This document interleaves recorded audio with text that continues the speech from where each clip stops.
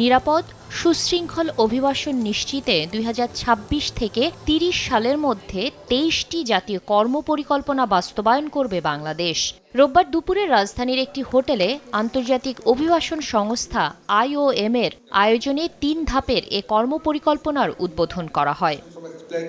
অনুষ্ঠানে বিদেশগামীদের ভাষা, কারিগরি সক্ষমতা এবং গন্তব্য দেশের সংস্কৃতি সম্পর্কে প্রস্তুত করতে সরকারের বিভিন্ন উদ্যোগের কথা জানান বক্তারা। মানব পাচার ও অবৈধ অভিবাসনে জড়িতদের বিরুদ্ধে আইনশৃঙ্খলা বাহিনীর অভিযান অব্যাহত রয়েছে বলেও জানান তারা। অভিবাসন খাতে বিশেষ করে একটা দুষ্ট চক্র ছিল, যারা মানুষকে জিম্মি করে প্রতারণার মাধ্যমে মানুষকে একটা ভোগান্তির মধ্যে ফেলছিল। বাংলাদেশে এই দুষ্ট চক্রের সাথে যারা জড়িত তাদেরকে ফাইন্ড আউট করার জন্য আইন শৃঙ্খলা বাহিনী কাজ করছে।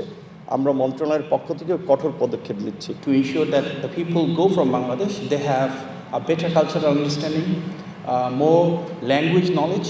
That's why we are focusing on third language, and better capacity building structure where we train them, where we equip them with the skill set required to succeed in the countries they go. দীর্ঘদিন পর মালয়েশিয়ায় বাংলাদেশি কর্মী পাঠানোর প্রক্রিয়া চলতি মাসের শেষ সপ্তাহে পুনরায় শুরু হওয়ার বিষয়ে ইতিবাচক অগ্রগতি হয়েছে বলেও জানান মন্ত্রীরা।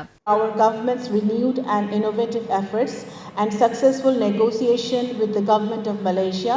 After a long hiatus, it is expected that the recruitment of Bangladeshi workers in Malaysia will resume in the last week of this month. জাতীয় কর্মপরিকল্পনা বাস্তবায়নের মাধ্যমে অভিবাসন ব্যবস্থাপনায় স্বচ্ছতা, জবাবদিহি ও আন্তর্জাতিক সহযোগিতা আরও জোরদার হবে বলে প্রত্যাশা সরকারের। শাতিলা শারমিন, সময় সংবাদ, ঢাকা।